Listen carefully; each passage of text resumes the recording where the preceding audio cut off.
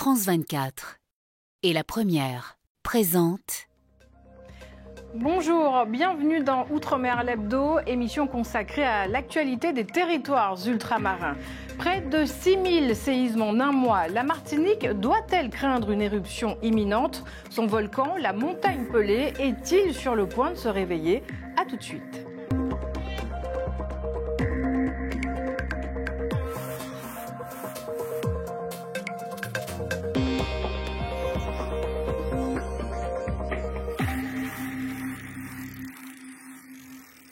Mais d'abord, ce coup de massue pour le secteur touristique en Guadeloupe. Cette semaine, un violent incendie a ravagé 6 restaurants à la marina de Saint-François. Aucune victime n'est à déplorer, mais pour les restaurateurs, le travail d'une vie est parti en fumée. Alexandre Ouda et Patrice Gonfier. Au petit matin, il ne restait que les vestiges de ces enseignes entièrement carbonisées.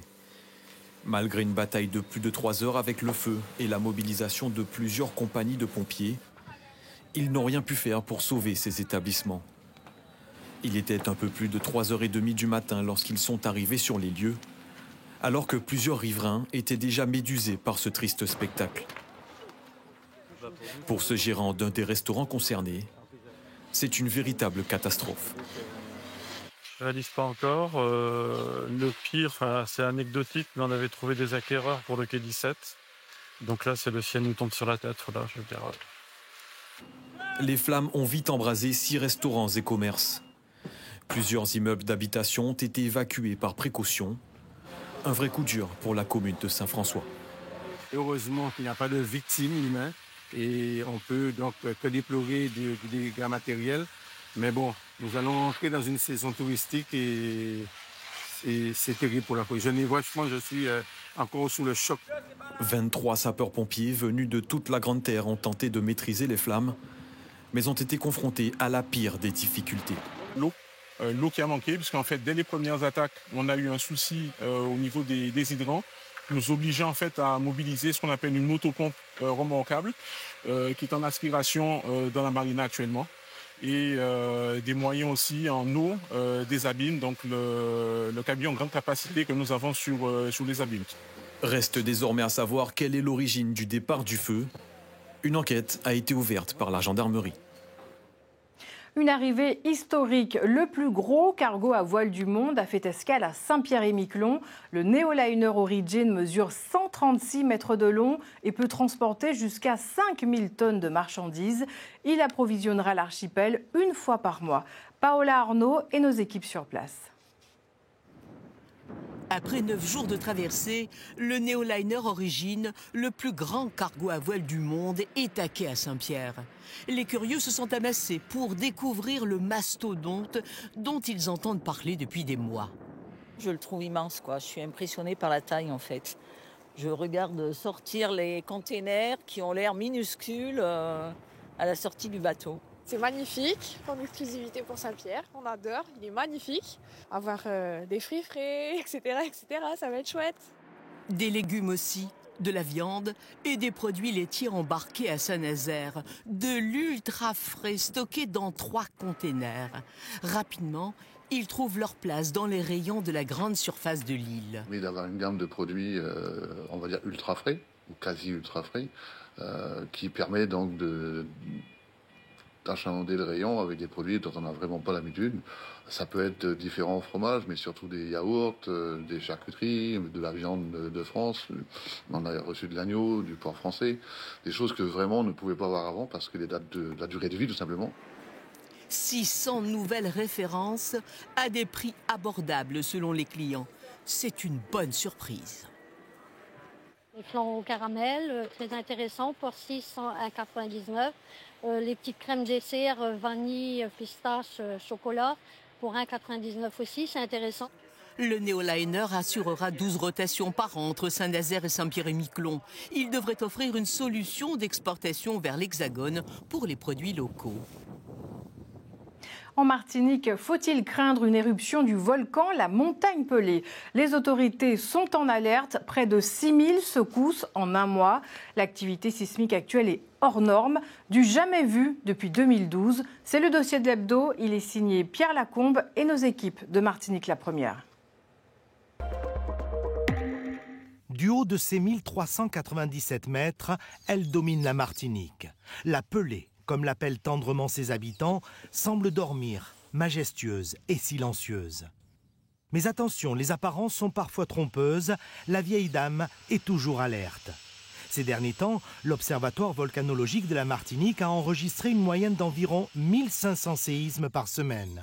Du jamais vu depuis 2012. La montagne murmure doucement, mais elle murmure. Comme on ne les ressent pas, les séismes, donc on entend parler, mais ce n'est pas ressenti, donc on ne sait pas vraiment. Je n'y pense pas Je ne pas réfléchir à ça. Parce que je me dis que ça casse le moral, ça empêche de vivre. En Martinique, le souvenir de l'éruption du 8 mai 1902 hante encore toutes les mémoires. Saint-Pierre fut rayé de la carte, près de 30 000 morts, la catastrophe volcanique la plus meurtrière du XXe siècle. Les spécialistes sont aujourd'hui formels, un jour viendra où le volcan se réveillera à nouveau. Quand ? Personne ne sait vraiment. Seule certitude, à ce stade, pas de danger immédiat.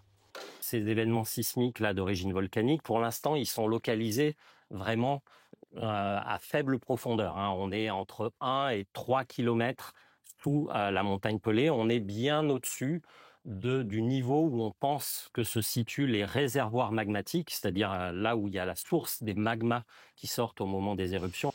La crainte d'une éruption est prise très au sérieux par les autorités. Ce jour-là, c'est le préfet en personne qui est venu constater l'effondrement régulier de cette falaise située sur l'un des versants de la montagne. La matière volcanique qui s'y détache forme avec la pluie des coulées de boue et menace la population. Il y a ce risque il n'est pas pour demain matin, mais il peut intervenir dans les mois, dans les années qui viennent, et que donc il faut être vigilant. Le plan d'évacuation et d'information, diffusé par la préfecture depuis 2022, est ressorti des tiroirs avec les dernières alertes. Depuis quelques semaines, les réunions s'enchaînent avec autour de la table les élus et les services de l'État. On a, dans le plan Orsec pour Saint-Pierre, évalué à 1700 personnes à évacuer. Un exercice grandeur nature du plan Orsec Volcan est prévu en 2026. Imaginez des poussins, lapins, perruches dans un établissement d'hébergement pour personnes âgées. Le projet s'est concrétisé au Mont d'Or, en Nouvelle-Calédonie. Des animaux abandonnés ont ainsi retrouvé une famille dans cette maison de retraite. Laura Chintu et Claude Lindor. Avoir un lapin dans les bras ou un collier des Indes sur l'épaule, un effet de mode qui a poussé beaucoup de personnes à se doter d'un animal de compagnie un peu différent. Mais souvent, le coup de cœur finit en abandon. Dans ces volières, tous sont des rescapés, dont les propriétaires ont voulu se défaire de façon plus ou moins responsable. On est mal informé quand on va acheter un animal comme un objet et qu'il n'y a pas de fiche de renseignement, on ne sait pas à quoi s'attendre en fait. On achète un lapin, après c'est comme ça vit combien de temps, il a besoin de quoi, mais il faut aller voir le vétérinaire, mais attends, mais on ne sait pas. Donc en fait il y a beaucoup d'abandon aujourd'hui. Le nichoir de l'espoir offre un refuge à ces animaux abandonnés ou trouvés blessés dans la rue. Le refuge existe depuis 2022. La nouveauté, c'est qu'il a élu domicile dans le jardin d'un EHPAD à Robinson. J'étais toujours à la maison chez mon père, il y a toujours eu des lapins, des cochons, des poules. Je suis élevé avec ça. Alors c'est merveilleux de voir ça. Quand on est là, on les fait rentrer, on peut leur donner des animaux dans les bras, leur faire des petits câlins, leur parler un petit peu. Ou quand on n'est pas là, ils viennent s'installer autour des volières pour regarder les animaux. Ça fait du bien à tout le monde, ça fait du bien aux patients, ça fait du bien aux bénévoles, ça nous fait du bien à nous, ça crée du lien social. Actuellement, la structure accueille plus d'une 50aine d'animaux.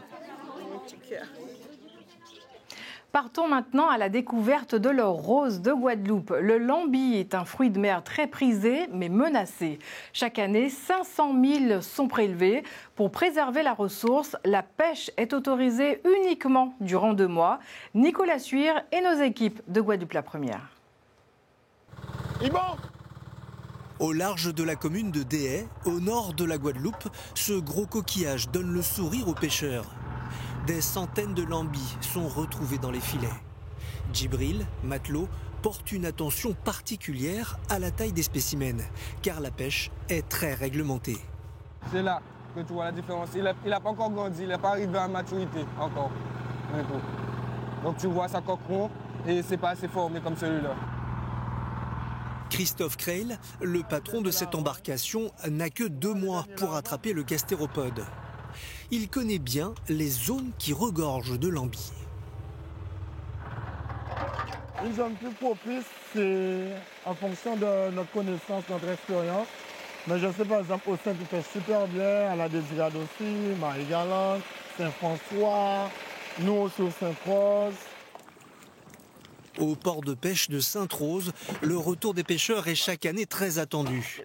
Solange a parcouru un peu plus de 40 km pour en acheter. On a tellement attendu toute l'année. Alors c'est la saison, on est obligé d'attendre et de patienter pour prendre de belles lambies. Pas de petits, de belles lambies. Depuis le début de la saison, cette restauratrice n'a pas une seconde à elle. La demande explose. Mais là, ça va vite, hein.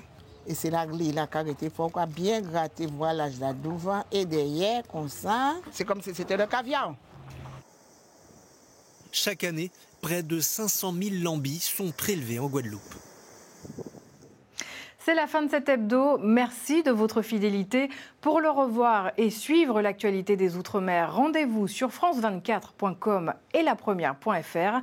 On se quitte sur ces images de la mythique course de pirogue en Polynésie. La Hawaii Kinuiva a lieu tous les ans aux îles sous le vent. 128 km à parcourir en 3 étapes, 243 équipages sur l'eau, du grand spectacle. Je vous souhaite une belle journée ou soirée. L'information continue sur France 24.